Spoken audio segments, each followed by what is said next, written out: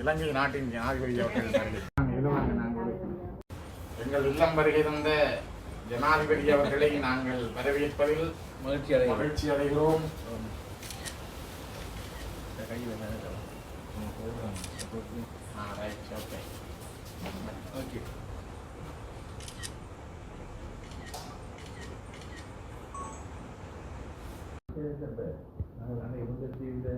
நல்ல கூட்டம் பார்த்தேன். நல்ல கூட்டம் அதுக்கு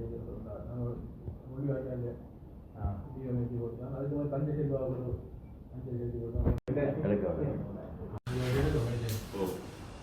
வெளியே வந்துருக்கணுமா? வெளியே சொல்லணுமா? பிரிச்சு பிடிக்கணும். பாக்கி பாக்கியா எல்லோருக்கும் வணக்கம். இன்றைய தினம் எங்களுடைய தமிழ் மக்களுடைய நீண்டகால அரசியல் அபிலாஷைகளான அவர்களுடைய இணைந்த வடகிழக்கிலே தமிழ் மக்களுக்கான சமஷ்டி அடிப்படையிலான உள்ளக சுயனுடைய உரிமையுடன் கூடிய ஒரு அரசியல் தீர்வை வலியுறுத்தியும், தமிழ் மக்களுக்கு நடந்தது இனப்படுகொலை என்பதற்கும் அதற்கான ஒரு சர்வதேச விசாரணையை வலியுறுத்தியும், வலிந்து காணாமலாக்கப்பட்ட மக்களுக்கான நீதி விசாரணையும் இனிமேல் நிகழாமல் இருப்பதற்கான ஒரு கோரிக்கைகளையும் முன்வைத்தபடி தமிழர்களுடைய அரசியல் உரிமைகளை முன்னிறுத்தி தமிழ் மக்களின் பொது வேட்பாளராக தமிழ் பொது வேட்பாளராக களமிறங்கியிருக்கின்ற மட்டக்களப்பு மாவட்டத்தினுடைய முன்னாள் நாடாளுமன்ற உறுப்பினர் மதிப்புக்குரிய அண்ணன் அரியநேந்திரன் அவர்கள் இன்று என்னுடைய வீடு தேடி வருகை தந்திருக்கிறார். என்னோடு அவர் அருகிலே அமர்ந்திருக்கின்றார். அவர் தன்னுடைய எண்ணம் மட்டுமல்ல, ஒட்டுமொத்த தமிழ் மக்களுடைய வடக்கு கிழக்கிலே வாழுகின்ற தமிழர்கள், மலையகத்திலே வாழுகின்ற தமிழர்கள், வடக்கு கிழக்கு மலையகம் தவிர்த்து இலங்கையினுடைய ஏனைய பகுதிகளிலே வாழுகின்ற தமிழர்கள், புலம்பெயர் நாடுகளிலே வாழுகின்ற எங்களுடைய தமிழ் உறவுகள் எல்லோருடைய வேணவாக்களையும் எண்ணங்களையும் பிரதிபலிக்கும் வகையிலே மிகப்பெரிய நெருக்கடியான ஒரு காலகட்டத்தில் ஒரு சவால் மிகுந்த ஒரு தேர்தலிலே தமிழ் மக்கள் சார்பாக அவருடைய உரிமை குரலாக அவர் தன்னுடைய பயணத்தை ஆரம்பித்திருக்கிறார். அதற்காக அவர் துணிந்து தன்னுடைய பயணத்திலே கொடுத்த அந்த பயணத்தினுடைய ஒரு பிரச்சார நாட்களிலே அவர் என்னுடைய இல்லம் தேடி வருகை தந்த அவரை நான் வரவேற்கிறேன்.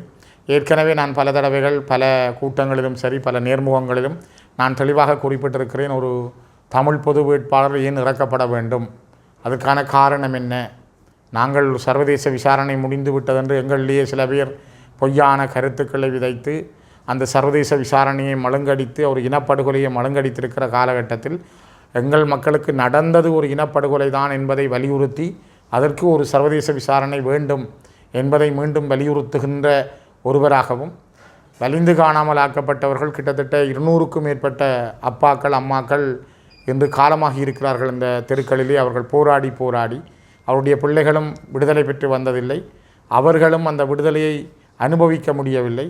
ஆகவே அதுக்கு ஒரு நீதியான சர்வதேச விசாரணை வேண்டும்.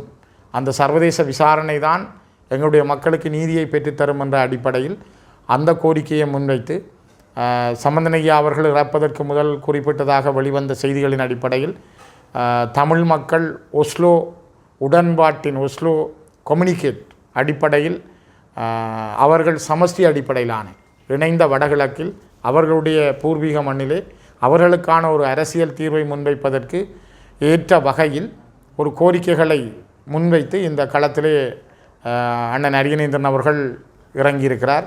இது ஒரு மிகப்பெரிய சவால் நிறைந்த தேர்தல், ஒரு பரிசோதனை களம்தான்.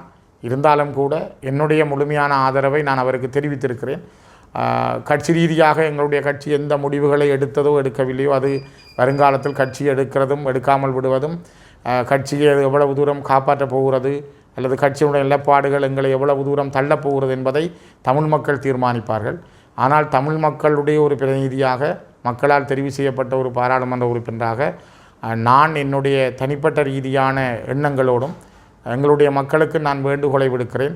நாங்கள் இந்த வருடம் ஒரு மிகப்பெரிய செய்தியை உலகத்துக்கு சொல்ல வேண்டும், இலங்கைக்கும் சொல்ல வேண்டும். அதற்கான ஒரு தேர்தலாக இந்த ஜனாதிபதி தேர்தல் களத்தை நாங்கள் பயன்படுத்த வேண்டும். அதற்கான வேட்பாளராகத்தான் அண்ணன் அரியநேந்திரன் அவர்கள் இருக்கிறார். ஆகவே இது வடக்கிலும் கிழக்கிலும் மலையகத்திலும் இலங்கையின் ஏனைய பகுதிகளிலும் வாழுகின்ற ஒவ்வொரு தமிழர்களுக்குமான மிகப்பெரிய ஒரு சவால் மிகுந்த நாங்கள் யார் என்பதை அடையாளப்படுத்துகின்ற ஒரு தேர்தல். அதற்காக நாங்கள் எல்லோரும் இணைந்து இங்குள்ள தமிழருக்கு இன்னல் விளைத்தால் சங்காரம் நிசமன சங்கிய முழங்கு என்று பாரதிதாசன் சொன்ன அந்த பாடல் வரிகளோடு எங்களுடைய அந்த சங்கு முழக்கத்தோடு நாங்கள் பயணத்தை தொடர வேண்டும் என்று எல்லோரையும் நான் அன்பாக கேட்டுக்கொள்கின்றேன். உண்மையில் நான் தமிழ் பொது வேட்பாளராக எதிர்வருகின்ற ஜனாதிபதி தேர்தலிலே போட்டியிடுகின்றேன். உண்மையில் அந்த தேர்தலில் போட்டியிடுவதற்கான நோக்கம் என்னவென்றால், எமது வடகிழக்கில் இருக்கக்கூடிய 83க்கும் மேற்பட்ட பொது அமைப்புகள், தமிழ் தேசிய கட்சிகள் இணைந்து என்னை வேட்பாளராக எடுத்திருக்கின்றார்கள். அந்த அடிப்படையில் நான் மனப்பூர்வமாக ஏற்று அந்த பிரச்சார பணிகளை மேற்கொண்டு வருகின்றேன். அந்த அடிப்படையில் இப்பொழுது நான் யாழ்ப்பாணத்து மாவட்டத்தில் அந்த பிரச்சார பணியை மேற்கொள்கின்ற போது கௌரவ பாராளுமன்ற உறுப்பினர் ஸ்ரீதரன் அவர்களின் இல்லத்துக்கு வருகை தந்திருக்கின்றேன். அவர் பூரண ஆதரவை இந்த பொது வேட்பாளருக்கு தருவதாக வாக்குறுதி அளித்திருக்கின்றார். உண்மையிலே இந்த சின்னத்தை நாங்கள் பெறுகின்ற போது எந்த சின்னத்தை எடுக்க வேண்டும் என்கின்ற ஆலோசனை கூட அவர் தான் கூறியிருந்தார். அவர்தான் சங்கு சின்னத்தை எடுத்தால் நல்லது என்ற விடயத்தையும் எனக்கு கூறியிருந்தார். அந்த அடிப்படையில் எங்களுக்கு அந்த சங்கு சின்னமும் கிடைத்திருக்கின்றது. அவரின் வேண்டுகோளுக்கு இணங்க அதை நாங்கள் பெற்றிருக்கின்றோம். ஆகவே இந்த நாங்கள் கூறுகின்ற விடயம் என்னவென்றால், இந்த வாக்கு என்பது தாங்களே போடுகின்ற வாக்காகத்தான் நான் பார்க்கின்றேன். தமிழருக்கு போடுகின்ற வாக்கு என்ற அந்த கணிப்பீட்டின் அடிப்படையில் தான் நாங்கள் வாக்குகளை செலுத்த வேண்டும். ஏனென்றால் நாங்கள் கடந்த பல வருடங்களாக 75 வருடங்களாக ஒரு இன்னல் பற்ற இனமாக, ஒரு இனப்பிரச்சினைக்கான அரசியல் தீர்வு ஒன்றும் இல்லாத ஒரு நிலையில் தான் நாங்கள் வாழ்ந்து கொண்டிருக்கின்றோம். 8 ஜனாதிபதிகளை ஆதரித்தும் இருக்கின்றோம், எதிர்த்தும் இருக்கின்றோம். ஆனால் அவர்கள் பதவிக்கு வந்தபோது அவருடன் பேசியும் இருக்கின்றோம், ஏமாந்தும் இருக்கின்றோம். இவ்வாறான ஒரு தொடர்கதையாகத்தான் எங்கள் வரலாறு இருந்து கொண்டிருக்கின்றது.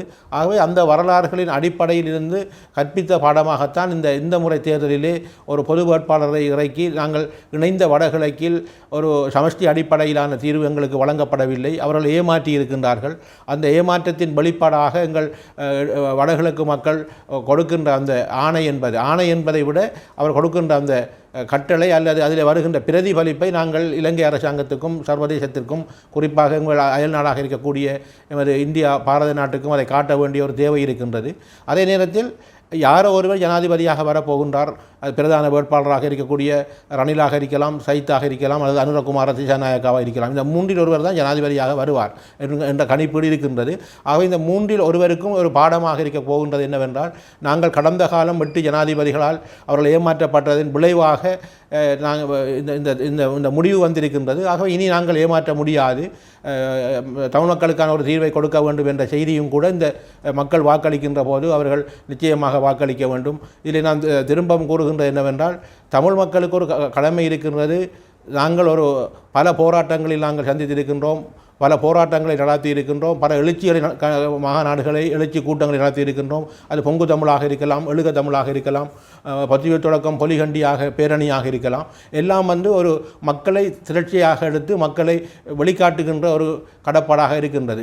அவ்வாறான ஒரு விடயமாகத்தான் நான் இதை பார்க்கின்றேன். ஒரு ஜனநாயக ரீதியாக மக்கள் திரட்சியாக சென்று ஒரு நாள் சென்று ஒரு புல்லடியை போட்டுவிட்டு வருவது, அவ்வளவுதான். அது ஒரு பாரிய சக்தியாக மாறி ஒரு செய்தியை வெளியிலே கொண்டு வரக்கூடியதாக இருக்கும். இது தேர்தல் என்கின்ற ஒரு விடயமாக இருந்தாலும், ஆனால் வடகிழக்கு மக்களாகிய நாங்கள் இதுவும் ஒரு ஜனநாயக ரீதியான ஒரு போராட்டமாக இதை நாங்கள் பார்க்க வேண்டும். எல்லோருக்கும் ஒரு கடமை இருக்கின்றது. நாங்கள் பல தியாகங்களை செய்த மண்ணிலே வாழ்ந்து கொண்டிருக்கின்றோம். இன்றும் வடகிழக்கு மண் அபகரிக்கப்பட்டு கொண்டிருக்கின்றது. மட்டக்களப்பு மாவட்டத்தை நாங்கள் எடுத்து நோக்குவோமாக இருந்தால், மயிலத்தமடு, மேச்சத்தரை இதுவரையிலே பேசும் பொருளாகத்தான் இருந்து கொண்டிருக்கின்றது, தீர்வில்லை. அம்பாறை மாவட்டத்தில் கல்முனை பிரதேச செயலர் பிரிவை எடுத்துக்கொண்டு போகாமல் இருந்தால் ஒரு கணக்காளரை கூட நியமிக்க முடியாமல் இருக்கின்றது. ஆனால் இன்றும் போராட்டம் இடம்பெற்று கொண்டிருக்கின்றது. அவ்வாறான விடயங்களுக்கு கூட தீர்வு இல்லாமல் இருக்கின்றது.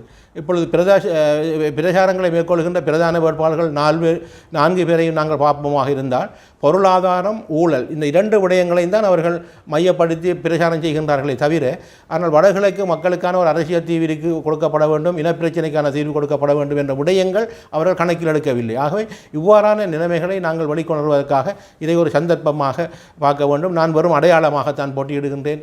அரியநேத்திரன் என்ற பெயருக்கு வாக்களிக்க வேண்டாம். அடையாளமாக இருக்கின்ற சின்னத்தை, எங்கள் சங்கு சின்னத்துக்கு நீங்கள் வாக்களிக்க வேண்டும். தனிப்பட்ட விரோதங்கள் குரோதங்கள் எல்லாம் இதில் விட வேண்டும். இது ஒரு தமிழ் இனத்துக்கான ஒரு பாரிய பணியை கையில் எடுத்திருக்கின்றார்கள் இந்த பொது கட்டமைப்பு. அதுக்கு நான் ஒரு அடையாளமாக வந்திருக்கின்றேன். ஆகவே நிச்சயமாக வாக்களிக்க வேண்டும். அந்த செய்தியை நாங்கள் எதிர்வருகின்ற 21ஆம் தேதி வாக்களித்து செப்டம்பர் மாதம் 22ஆம் தேதி வெளிக்காட்டுகின்ற போது அதில் வருகின்ற பிரதிபலிப்பை வைத்து அடுத்த கட்ட நகர்வுக்கு நாங்கள் செல்லக்கூடியதாக இருக்கும். ஆகவே எல்லோரையும் நாங்கள் இதில் வாக்களிக்குமாறு அன்பாகவும் பண்பாகவும் கேட்டுக்கொள்கின்றோம். நன்றி, வணக்கம்.